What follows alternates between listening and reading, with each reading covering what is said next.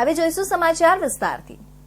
સુરતના વરાછા વિસ્તારના દબંગ ગણાતા ધારાસભ્ય અને પૂર્વ આરોગ્ય મંત્રી કુમાર કાનાણી ફરી ચર્ચામાં આવ્યા છે। અવારનવાર પાલિકા અને પોલીસ તંત્રને લેટર લખતા કાનાણીએ આ વખતે મુખ્યમંત્રીને લેટર લખ્યો છે, જેમાં તેમણે ખાદ્ય પદાર્થોમાં થતી ભેળસેળ અટકાવવા અને ભેળસેળ કરનાર સામે કડક કાર્યવાહી કરવાની માંગ સાથેનો લેટર લખ્યો છે।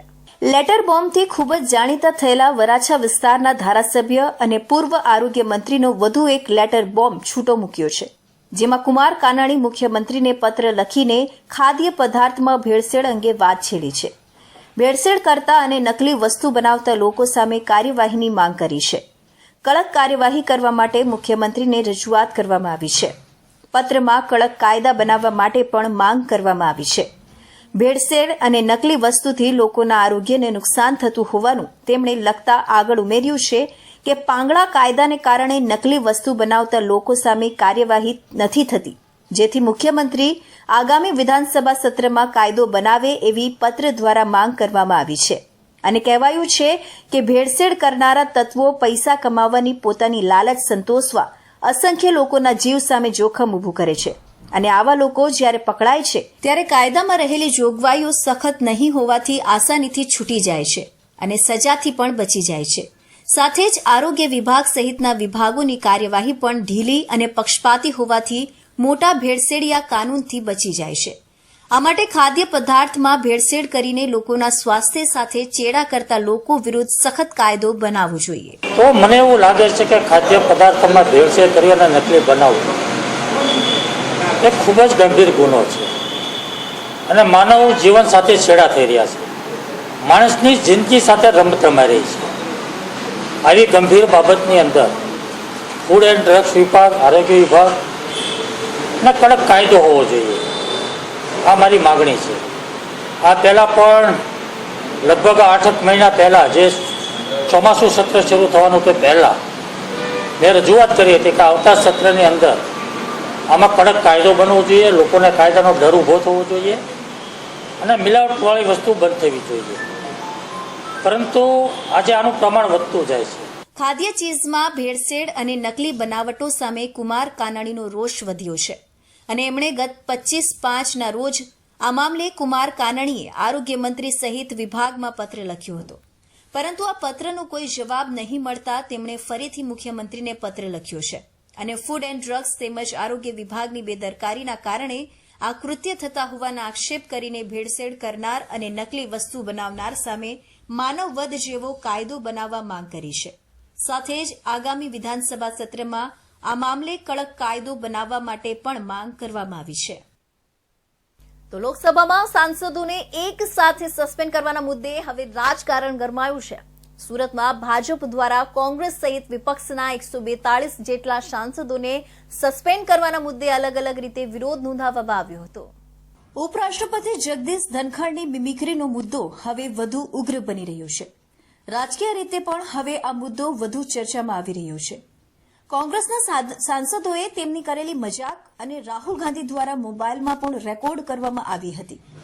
આ બાબતને લઈને ભાજપ દ્વારા અને ખુદ ઉપરાષ્ટ્રપતિ દ્વારા પણ વખોડવામાં આવી હતી। સંસદની સુરક્ષામાં થયેલી ચૂકના મુદ્દે પણ હોબાળો મચાવવામાં આવ્યો હતો। ત્યારબાદ 142 જેટલા સાંસદોને સસ્પેન્ડ કરવામાં આવ્યા હતા, જેને લઈને કોંગ્રેસ દ્વારા ring road doctor Baba Saheb આંબેડકરના પુતળા પાસે વિરોધ પ્રદર્શન કરવામાં આવ્યું હતું, જેમાં કોંગ્રેસના હોદ્દેદારો અને કાર્યકર્તાઓની અટકાયત કરવામાં આવી છે। સાંસદોને સસ્પેન્ડ કરવાના મુદ્દે વિરોધ પ્રદર્શન કરી રહેલા કોંગ્રેસ નેતાઓ દ્વારા માંગણી કરવામાં આવી હતી કે લોકશાહીના પ્રતિનિધિઓને ગૃહમાં સસ્પેન્ડ કરવામાં આવ્યા છે, તે અયોગ્ય બાબત છે। આ પ્રકારના નિર્ણયથી લોકશાહીને નુકસાન થાય છે। નેતાઓ દ્વારા તાત્કાલિક સસ્પેન્શન રદ કરવામાં આવે તેવી માંગણી કરવામાં આવી હતી। આજે છેલ્લા કેટલાય દિવસથી લોકસભામાં અને રાજ્યસભામાં અમારા વિરોધ પક્ષોના સંસદ સભ્યોને સસ્પેન્ડ કરવામાં આવી રહ્યા છે। 147થી વધુ સંસદ સભ્યોને સસ્પેન્ડ કરવામાં આવ્યા છે। એ નરેન્દ્ર મોદીની વડાપ્રધાન તરીકે નબળાઈ છે, એ ગૃહમંત્રી તરીકે અમિત શાહની નબળાઈ છે, કારણ કે સંસદમાં 3 થી 4 જણા ઘૂસી ગયા અને સંસદની કાર્યવાહી ખોલી નાખી। આટલી સલામતી હોવા છતાં આના માટે જવાબદાર કોણ? સંસદના ગાર્ડો શું કરતા હતા, સલામતી રક્ષકો શું કરતા હતા, એનો જવાબ કોંગ્રેસ સહિત વિરોધ પક્ષના સંસદ સભ્યો માંગી રહ્યા છે. નથી નરેન્દ્ર મોદી જવાબ આપવા આવતા, નથી અમિત શાહ જવાબ આપવા આવતા. અમારી માંગણી છે કે આનો જવાબ આપવો જોઈએ. નરેન્દ્ર મોદીની નિષ્ફળતા છે, અમિત શાહની નિષ્ફળતા છે. વડાપ્રધાન અને ગૃહમંત્રી તરીકે તેઓ રાજીનામું આપવું જોઈએ. સાંસદ સત્રનો આજે 14મો દિવસ છે અને કોંગ્રેસ દ્વારા સત્રની શરૂઆતથી સદનની કાર્યવાહીમાં અવરોધ ઊભો કરીને કાર્યવાહી ચાલવા નહોતી દીધી અને બાદમાં સાંસદ પર થયેલા હુમલા બાદ વધુ આક્રમક બની સદનમાં હંગામો કરતા 142 જેટલા વિપક્ષના સાંસદોને સસ્પેન્ડ કરી દેવાયા હતા, જેને કારણે હવે આ વિરોધ પ્રદર્શન સાંસદથી લઈને સડક સુધી આવી ગયું છે અને કોંગ્રેસ નેતાઓ આ રીતે અટકાયત વહોરી રહ્યા છે. સુરતના માંગરોળ તાલુકામાં આવેલા કુવારદા ગ્રામ પંચાયતમાં સરપંચ વિરુદ્ધ અવિશ્વાસની દરખાસ્ત રજૂ થઈ છે. ડેપ્યુટી સરપંચે આક્ષેપ લગાવ્યા છે કે સરપંચ તલાટી કમ મંત્રી સાથે મળી હિસાબ આપતા નથી અને વિકાસના કાર્યોમાં અમને સહભાગી થવા દેતા નથી. સુરતના માંગરોળ તાલુકાના કુવારદા ગ્રામ પંચાયતમાં સરપંચ વિરુદ્ધ ડેપ્યુટી સરપંચે ભ્રષ્ટાચારના આક્ષેપ લગાવતા ખળબળાટ મચી ગયો છે. મળતી વિગત પ્રમાણે કુવારદા ગ્રામ પંચાયતમાં સરપંચ પદે ઈશ્વરભાઈ ગજ્જર ફરજ બજાવી રહ્યા છે, જ્યારે ડેપ્યુટી સરપંચ પદે નીતાબેન પરમાર ફરજ બજાવી રહ્યા છે. નીતાબેન પરમાર એ સરપંચ ઈશ્વર ગજ્જર વિરુદ્ધ અવિશ્વાસની દરખાસ્ત મૂકી છે. તેમને આક્ષેપ મૂક્યા છે કે તલાટી અને સરપંચ સાથે મળી કોઈ પણ કાર્યનો હિસાબ આપતા નથી અને બારોબાર પૈસાની આપ-લે કરે છે. આ ઉપરાંત વિકાસના કામોમાં પણ અમને સહભાગી ગણતા નથી. અમારી મંજૂરી વગર જ તમામ ઠરાવો પાસ કરે છે. આ ઉપરાંત તેમણે જણાવ્યું હતું કે ગામમાં અમુક રેસિડેન્સીમાં ગટરની જરૂર ન હોવા છતાં નવી ગટર મૂકી પૈસા ઉપાડ્યા છે અને અગાઉ ગટરના કામ થઈ ગયા હોય તે જ ગટરના ફરી બિલ મૂકી સરપંચ અને તલાટી પૈસા ઉપાડી રહ્યા છે. ઠરાવમાં ન લખી બારોબાર અમુક કાર્યો કરી રહ્યા છે અને પૈસાની ઉચાપત કરી રહ્યા છે. તલાટી કમ મંત્રીશ્રી અને સરપંચશ્રી કોઈ પણ હિસાબ કિતાબ આપતા નથી. પ્રોસિડિંગની નકલ પણ આજ સુધી અમે વારંવાર માગવા છતાં આપી નથી અને કોઈપણ વિકાસના કામ ગામમાં થાય એમાં અમને વિશ્વાસમાં લીધા વગર કરેલ છે, જેનો અમે વિરોધ કરેલો છે અને અત્યાર સુધી એનો કોઈ ઉકેલ મળ્યો નથી. કુણાલભાઈ પરમારના ઘર પાસેથી કિશોરભાઈ પંડ્યાના ઘર પાસે ગટરનું કામ અગાઉ થયેલ હતું અને તેના જૂઠા બિલ મૂકી એ લોકોએ પૈસા ઉઠાવી લીધા છે અને બાલાજી રેસિડેન્સીમાં ગટર હોવા છતાં એ લોકોએ નવી ગટર બનાવી જેની કોઈ જરૂરિયાત નહીં હતી.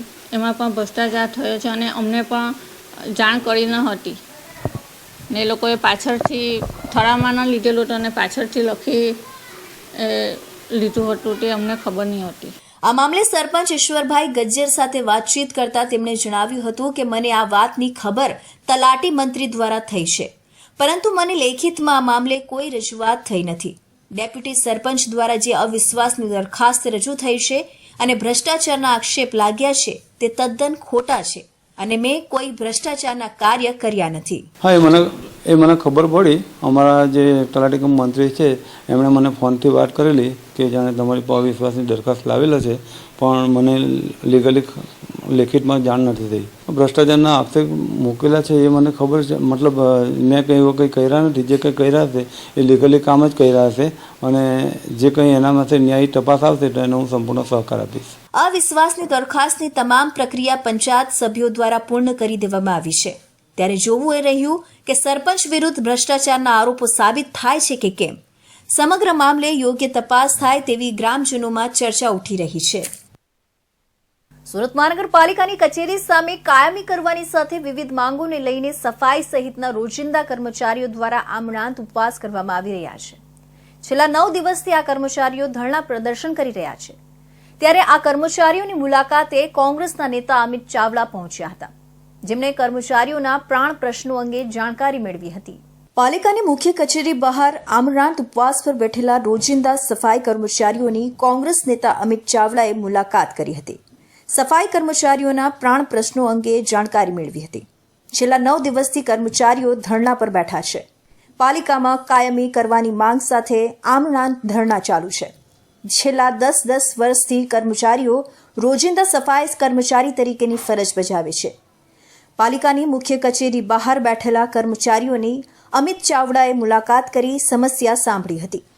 સરકારમાં રજૂઆત કરવા ખાતરી આપી હતી, જેથી કર્મચારીઓને પણ સાંત્વના મળી હતી. જોકે હજુ સુધી કર્મચારીઓની માંગને લઈને પાલિકા દ્વારા કોઈ જ નક્કર કામગીરી કરવામાં આવી નથી. વર્ષોથી પાલિકા વિસ્તારમાં સફાઈ કામગીરી કરી રહેલા કર્મચારીઓ કાયમી ધોરણે નોકરી પર લેવાની માંગ કરી રહ્યા છે. જોકે 10 દિવસ પછી પણ કર્મચારીની માંગને લઈને કોઈ નેતા કે અધિકારી દ્વારા કર્મચારીઓને કોઈ પ્રત્યુત્તર આપવામાં આવ્યો નથી.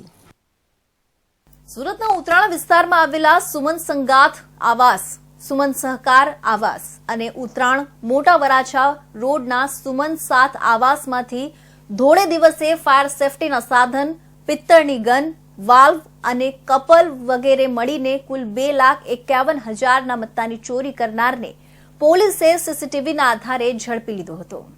ઉત્તરાણમાં આવાસના 10 બિલ્ડિંગમાં ફાયર સેફટી, વાલ અને ગનની ચોરી કરનાર ઝડપાયો છે.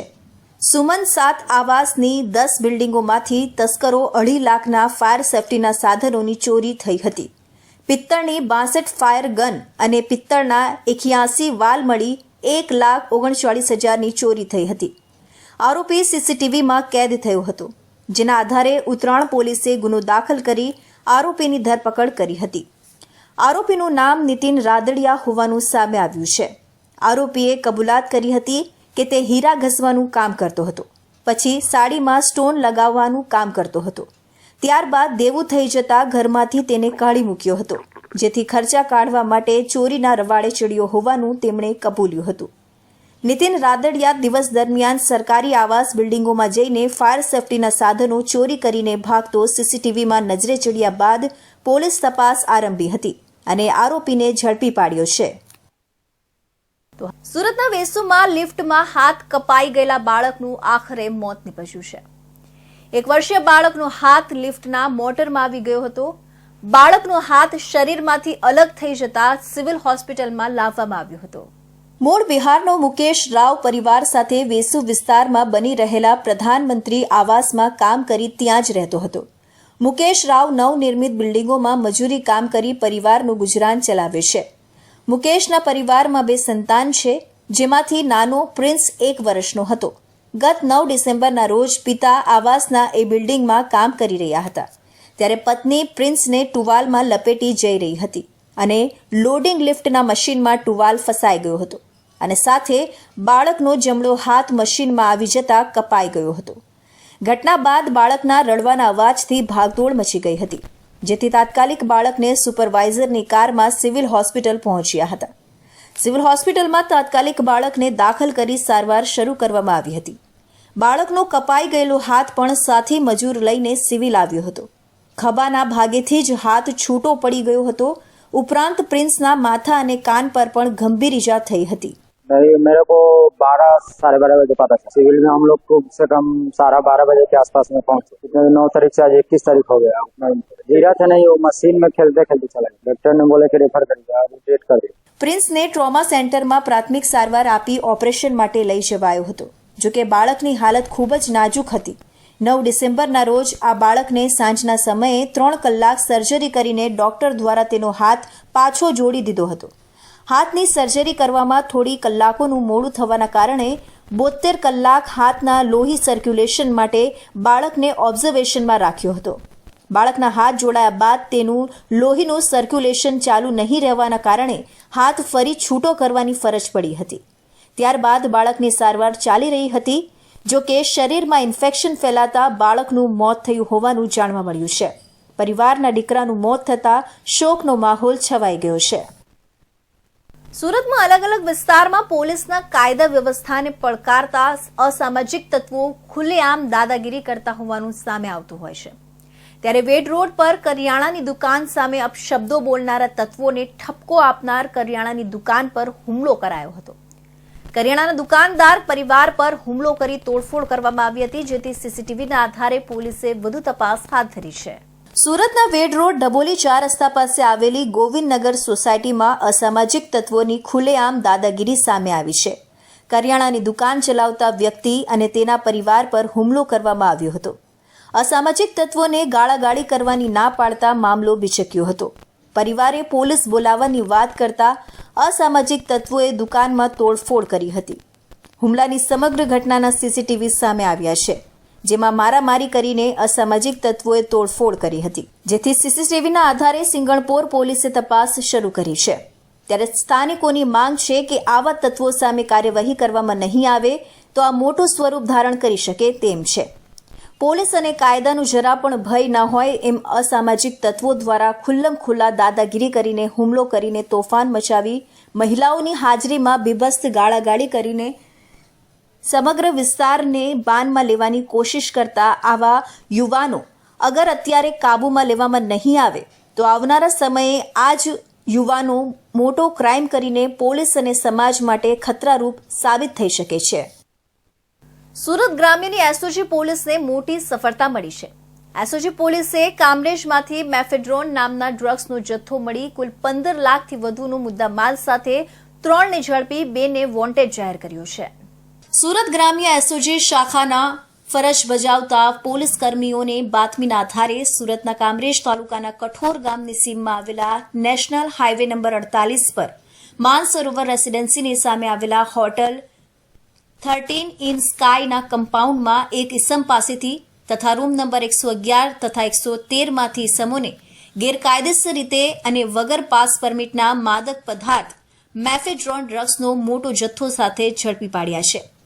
પોલીસે 96.18 ગ્રામ માદક પદાર્થ મેફેડ્રોન ડ્રગ્સના જથ્થાની કિંમત 9 લાખ અને અન્ય મુદ્દામાલ મળી પોલીસે 15,98,800નો મુદ્દામાલ કબજે કરી એસઓજી પોલીસે વધુ તપાસ પણ હાથ ધરી છે, જેમાં પોલીસ 3 આરોપી પાસે આ સમગ્ર માદક પદાર્થના જથ્થા સાથે પકડવામાં સફળતા મળી છે। ગઈકાલે એસઓજી ગ્રામ્ય પોલીસને મળેલ બાતમી આધારે અમદાવાદ મુંબઈ નેશનલ હાઈવેના કામરેજ ટોલ નાકા પાસે આવેલ 13 ઇન સ્કાય હોટલમાં એસઓજી ટીમ તથા પંચો દ્વારા રેડ પાડવામાં આવી, જે રેડમાં 3 આરોપીઓને મુદ્દામાલના નાર્કોટિક્સના જથ્થા સાથે પકડી પાડવામાં આવ્યા। સ્થળ તપાસણી કરતા જેમાં મેફેડ્રોન નામનો ડ્રગ્સ મળી આવેલ, જે ડ્રગ્સનું વજન 96.18 ગ્રામ જેટલું, જેની બજાર કિંમત આશરે 9,61,800ની મતાની ગણી શકાય, જેની સાથે કુલ 57 મોબાઈલ પણ મળી આવેલ, ઉપરાંત એક વેગનર ગાડી આની સાથે કબજે કરવામાં આવેલ। આમ કુલ મળી 15,98,800નો મુદ્દામાલ એસઓજી ટીમની રેડમાં મળી આવેલ છે।